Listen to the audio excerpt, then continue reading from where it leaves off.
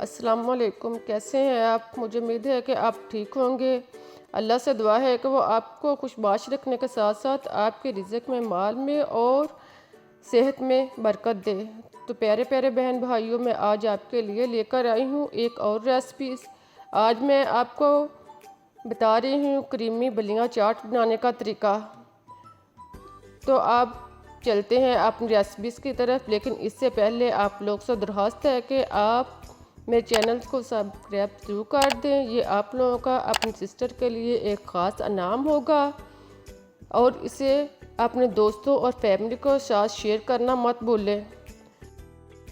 प्यारे प्यारे बहन भाइयों, चलते हैं अब अपनी रेसिपीज़ की तरफ। इसके लिए हमारे पास है 1 पाव बल्लियाँ। इनको इतना पानी डालें कि ये अच्छी तरह इसमें डूब जाएं। इसको भिगोकर आधे घंटे के लिए रख दें। अब 1 चम्मच ज़ीरा लें और इसे 30 सेकंड के लिए भून लें।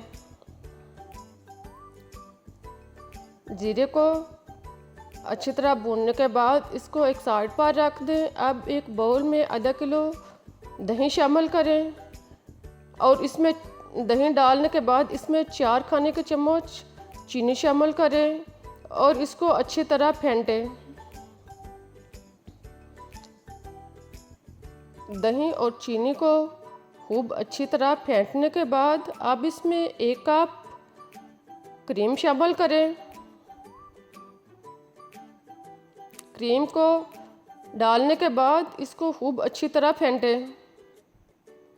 अब साथ में 1 कप दूध शामिल करें और इन सब को खूब अच्छी तरह फेंट लें। और साथ में आप लोगों से रिक्वेस्ट है कि आप वीडियो को आखिर तक देखें ताकि मालूमात से महरूम ना रह सकें। अब भुना हुआ ज़ीरा इसमें शामिल करें और साथ में आधा चम्मच नमक शामिल करें और साथ में 2 खाने के चम्मच हरा धनिया काट कर शामिल करें और उनको खूब अच्छी तरह मिक्स कर लें। इन सब को मिक्स करने के बाद एक साइड पर रख दें। अब बल्लियाँ इनका पानी उतार लें। ये देखें बिल्कुल गल चुकी हैं। इनका पानी उतार कर इनको खूब अच्छी तरह खुश्क कर लें।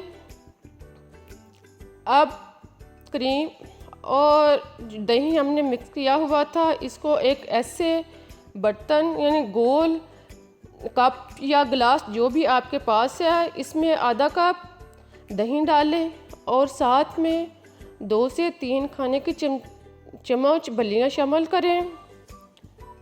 नीचे क्रीम और दही डालने के बाद ऊपर बल्लियाँ डालें और उसके बाद 1 चम्मच दही डालें और ऊपर में 1 चुटकी चाट मसाला छिड़कें और ऊपर में हरे धनिया का पत्ता रखकर इसको मेहमानों के सामने पेश करें। वैसे अगर आप खुद खाना चाहें तो आप इन सब को एक बाउल में मिक्स करके भी यूज़ कर सकते हैं।